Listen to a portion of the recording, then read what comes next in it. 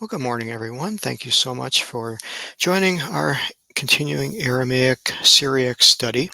And I pray that you are finding a blessing and a joy in studying this more than I am even, and I am enjoying it so much. So I only trust that you are feeling the same way, and that God will bless you as we continue our study. So again, thanks again for joining us. Trying to keep it short, trying to keep it simple, trying to keep it as enjoyable as possible, because again, this is God's Word, and it's a joy to learn it. And every moment you spend on it, at least I find, has been a benefit. And every time we just study one word, the lessons that can be learned and the way God's Spirit can move to impress upon us what I believe is what God's heart is, what God's heart is revealing to us through His Word. That's what makes it so beautiful. So I'm going to go ahead and share my screen.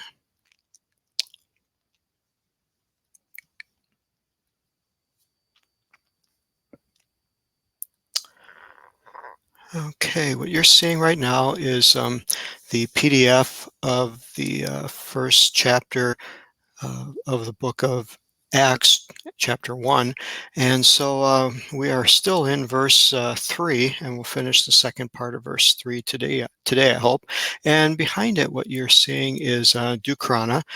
This is, again, for those of you who just may need a little refresher or joining it for the first time, this is where we go to find what I feel right now is the best source for understanding of the Syriac Aramaic language. And so I just want to make sure I keep giving you enough reminders and instruction on how to use this, because it is very easy to use, and certainly want you to find your way around. The goal here is not for you to become dependent upon me or for me to pretend like I'm some great source of knowledge. The goal here is to teach you, to help you find this on your own, so that you can experience it on your own, and that God can work through you to reach out into others and share with others who are maybe where you are right now as you progress. So we're going to go to what's called the Peshitta tool.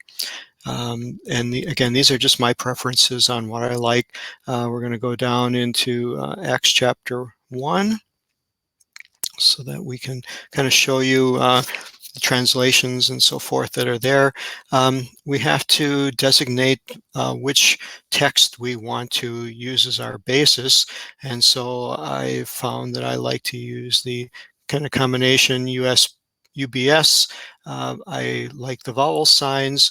I prefer the Eastern translation over the Western, and I don't really know why, other than all the reading I've done makes me feel like I align a little bit more with the Eastern church that was founded by Peter in Iraq and Babylon, and that they stayed with the Eastern text, and that they are still using that today. So I do prefer the Eastern, but the vowel pointing on the Western, I think, is easier for us to identify with and easier for us to learn.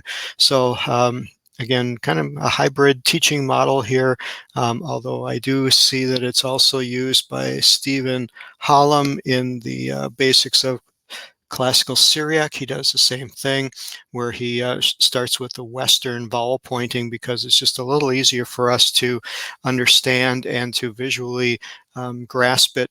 The Eastern vowel pointing is a little less clear. It's still readable, but once you learn the Western, the Eastern will then become your next step of learning. And then your final step of learning is to be able to read it without any vowel pointings at all. And that's the same goal for Hebrew. Those of you who are Hebrew fluent, the goal is to be able to read Hebrew without the nikudim or the vowel pointings, and we want to do the same thing in the Aramaic. But right now we'll leave the Western vowel pointing on. We'll also put the Hebrew text, because those of you that are familiar with it, it just helps learn the vowel pointing a little bit different. Click load the verses, and then of course it comes up here with the Aramaic with the Estrangela script above it and the Hebrew script below it. You come to the point where you find that we're in Acts chapter 1 verse 3. You hover over the analyze, it's a hotkey, and bingo, there you go. You have 4 translations: King James Version, which most of us have memorized and kind of go to, and then Etheridge, Murdoch, and Lamsa. All of them are pioneers in the Aramaic studies and translations, and they have their own translation of the Bible, which is referenced here. And you'll see that there are differences. And again, this is where we're going. We're not trying to rediscover anything. We're just trying to gain deeper knowledge. And as we learned last week, just looking at the word for suffered, here Etheridge has suffered, Murdoch has suffered, Lamsa has suffered, but King James Version has passion. And at least that's, I found passion and that intensive feeling of what he felt for us was more applicable than going back and referencing the suffering. I didn't feel that fit with the verse and the context at all. But again, this is very subjective, as you're beginning to see. So it helps us, studying the languages help us to understand what we read when we read in English. And some of the debates that I have been in through the years of debating a single word or a short phrase in English over what it meant, and the different points taken by people with different biblical viewpoints, and how much time we spent arguing over the meaning and the intended meaning of one word. My understanding and I guess I won't let myself get drawn into those debates anymore, especially in English. Now that we have the ability to go back into the original languages and compare and find how translations were made, and how the context is really the key factor here. I regret some of those times that I have spent so much time arguing and destroying relationships, certainly not building relationships, over the discussion of the meaning of one word when I was in the English language and I really had no understanding of what was even going on in the original context or the intent. And so again, just makes me a little wiser, a little less willing to engage in those type of conversations, because I know that even here, very intelligent people have different understandings as their relationship with God guides them. And I believe the intention here is not for us to enter into these high-powered emotional debates, but it's to humbly seek God on our own, to humbly ask for His guidance and His wisdom. And those that may differ from us, we put them in God's hands and we say, Lord, lead them and guide them, and may your blessings be upon them, and may us all one day come to an understanding. And I think we find that as a biblical model. And I guess that's something that always impresses upon me is, the Bible teaches us we should be always striving to be one and striving to be like-minded, but yet you rarely see that played out because we are so individualized. We are so different, and there's so much diversity in humanity, and God created that diversity. So there's almost an irony there in the diversity that God created in humanity, but then wanting us to work through that diversity to come to a common unity. And mankind hasn't achieved it yet. Hasn't achieved it politically, hasn't achieved it racially, hasn't achieved it in any of the social arenas or religious arenas that we're in. So it makes us look forward to the one day when the Lord will bring us all back into unity again. So I'm done with the sermon. Until that time, let's move on. So what we're going to do, I wanted to show you that we're going to look at these second group of verses here about the many signs, and then 40 days appearing unto them and discoursing or speaking, talking of the things pertaining to, concerning the kingdom of God. And again, you'll see different outlines here that Etheridge and Murdoch doesn't even say about anything deeper than speaking. Um, Here, Lamsa says talking concerning the kingdom of God and speaking of things pertaining to the kingdom of God. Well, let's take a look at these words. Again, here you see the breakdown, and you see where we're starting here. We're going to go back to the Aramaic text and take a look at that. I think, that's obviously where we want to go to. So here we have the word sagiata. You can read it most easily from the Hebrew. Those of you that have the Hebrew backing, looking above here, you see the Western vowel pointing. You see the over the Samic, you see the little marking that is the comets, equivalent to the comets. Over the Gimel, which is the G form, you see the little marking that looks like a little eye. And so that's kind of my visual clue that I pronounce this like a Hierig, and you see the dot underneath that gives you that. And then, of course, over the Yod, you see the little teardrop like, which is representative of the comets. Excuse me, the other one is the Patak. This is representative of the comets, but again, we're not going to try to differentiate between the and Patak, or and comets, and the in Patak. That's biblical Hebrew, that's classic Hebrew, that is not modern Hebrew, or even those spoken by those in Judaism.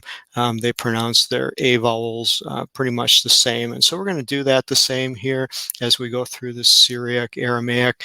Not because I'm trying not to be accurate, I'm just trying to make it easier for us to learn. Once we get through these basics, and depending upon where you go on with your additional learning, you can easily pronounce them, the or the sound, or even depending upon which mode of Syriac instruction you go through, they're going to have different pronunciations. There's not one common agreed upon pronunciation. So just want to give you a generalization to help you get your feet wet, and that's all this is really intended to do. So this word sagiata is very interesting because it talks about it being many. Of course, we see that in the writing here. Here we hear the sagiata, and it says much and many. But what's interesting to me here is this is not the same, like in biblical Hebrew, we would have seen rabbah. And this is not rabbah. It is. So we want to take a look at that word and see what do we understand here. Again, one thing that you won't find in biblical Aramaic or Syriac is a lot of definitions. It just has not been worked on like or investigated like Hebrew has. Hebrew has so many different lexicons and so many different expansions of the original meaning. And Syriac, we have a few. You'll see them listed down below here where it says look up in lexicons. So we have a little bit more freedom, or liberty, I would probably say, to look at some of these things. And so when we look at this word sagiata, we want to see how does it differ from what we understand as rabbah. And so just some interesting things here. It says many, much, enough, too much. Nothing new here, nothing we haven't seen or understood before. But let's take a look at Marcus Yastro and see what he gives us. Now, to do that, we have to remember always to look at the root, that it's the Samic Gimel, and see where that shows up, and then with the Aleph after it. And so fortunately, this is linked very quickly. That will take you to it. But please be on the watch out that some of these links are not perfectly aligned. Sometimes you'll click on the link and it'll take you to the page and you don't see the word you're looking for. make sure you go one page prior, one page after, and you usually find it. And that's a good topic or a good suggestion. Even if you find what you're looking for, is to look at the words around about it, because they sometimes have some influence and sometimes are linked together. So we see that Sagia has to be marched, to be sent in motion. There's also another um, uh, interpretation here, or meaning, that I really like, is a spreading, numerous and large spreading.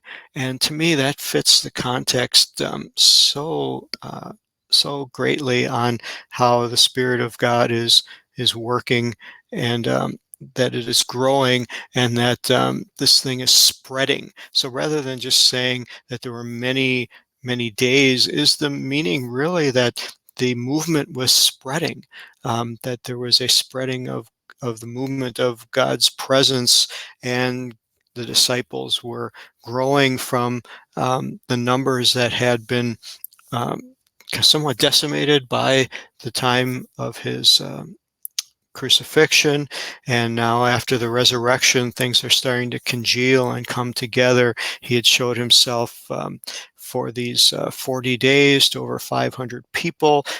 Word is spreading of his resurrection, and people are starting to come back again. And so that's how I like to look at this word. And then we look at the next one, the Kad Metzkaze of, and what caught my attention here is this word, Michkase, is translated as behold. Well, those of us who have the Hebrew background know that one of the most beautiful words in Hebrew to me is hine, which is the word for behold, and you will see that used many times throughout the Hebrew scriptures. And so I noticed this is not hine, doesn't have the root. So let's take a look at of where this is dwelt in. So again, remembering that in the Adobe PDF file, the numbers are hyperlinked. You can hover over them. It'll take you to this page, and then we can look at this word that's translated as see or behold. We see the root is the chet, the zion, and the aleph. Again, I'm using Hebrew uh, termination just to help us get together. It's what most of us are familiar with. So we see that in its form, it's in a passive form. The ethpael is the G with I put a P after it to just designate that this is not an active form. This is a passive form. So it's something that can be thought of as somewhat has occurred, similar to the perfect rather than the imperfect form.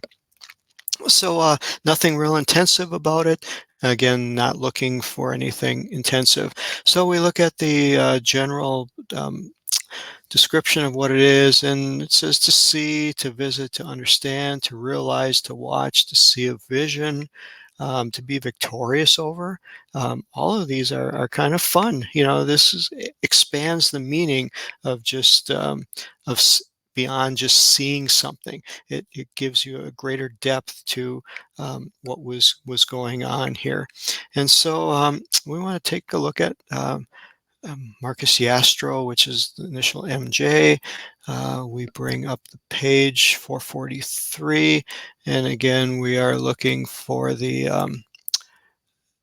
Chet and the Zion, and we come across the Chet and the Zion. Very, very interesting here, to be seen, to see, to reveal, to recognize, to decide. All just gives you a little bit better understanding. But then as I'm scrolling down, here it is in the FPL form. Sometimes, again, please feel free to look at the different forms. Just because it mentions here that it's in the FPL or the kind of the general with the passive, doesn't mean you have to stay there. Again, the people who determine this, the scholars who put in the vowel pointing, because none of the vowels were there, just like in the Masoretic prior to the Masoretic text. The vowel pointings were not there, and so it was up to the reader to be led by God's Spirit and be taught and to gain an understanding from the context as to what this word could mean. So please don't lock yourself in by the vowel pointings that are there.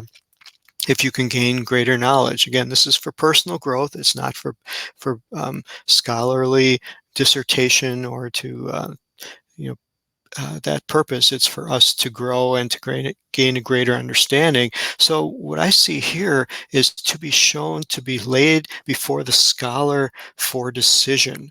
Oh, that just speaks to me, to be laid before the scholar for decision.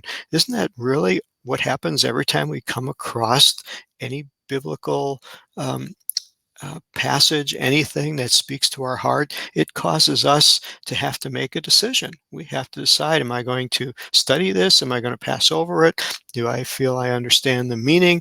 Or is there a deeper meaning here? Is there a remez that pricks my heart, that wants me to dig deeper into it? And so that is the beautiful part of what I see here, and what I was getting out of this meaning. So let's go back to the verse itself. So instead of behold, we're just going to take a scholarly, it's going to be laid before us, before the scholar, before all of you, before myself, as we are endeavoring to be Hebrew and Aramaic scholars. It's laid before us for investigation. And then we come to the next word, which I was going to just pass over because it's hava. It's a verb just in its general um, textbook type form, which would be equivalent to the kal in the Hebrew. And okay, we all know what it means, but I thought, well, just for the sake of study, let's hover over it. Let's take a look at it and see if there's anything more we can glean. And I found that sometimes the simplest things that you think you know, you can actually really learn something from later on. So this is in the PL form again, which translates to the kal, or the general, the G type in Aramaic, kal in the Hebrew. So there's no force behind it, no intensiveness, no. It is in the active, but and it says perfect. So we look at it, and I find something very interesting, that this correlates to the verb to be in Hebrew. And remember, the verb to be is tied into the name of God, where when Moses was confronted by God at the burning bush, and he said, "Who shall I say will send me?" Again, this is a very interesting study where God will say the I am that I am. Some passages will translate it as the I will be that I will be, or I shall be who I shall be. Just that study of that verse is so beneficial. Please, I encourage you to do that. Look at it in the Hebrew, and you'll get a great understanding of this word to be and how it plays into an understanding of the nature of God and his name as revealed in the Tetragrammaton. And I thought it was very interesting to see that carry over into the Aramaic. In fact, it may have even been the predecessor to the Hebrew here in some of the Aramaic scripts beforehand, and some of the ancient writings before Hebrew kind of branched off. And again, that's another very fascinating study.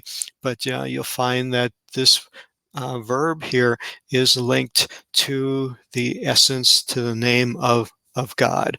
And so I just wanted to point that out, that's very, very interesting. Wanted to show you that these links are just incredible.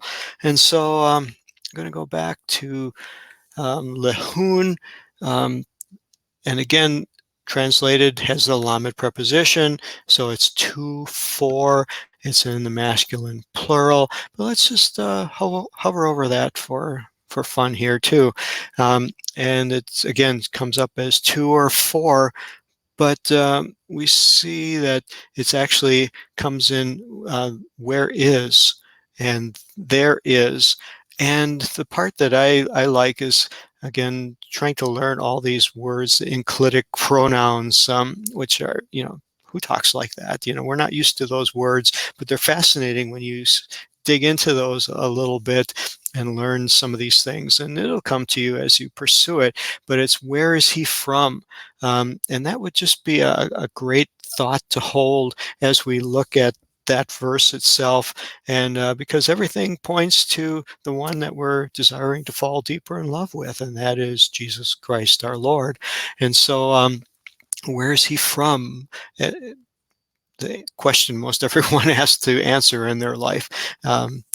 So then we come to the next word, which is Vamar.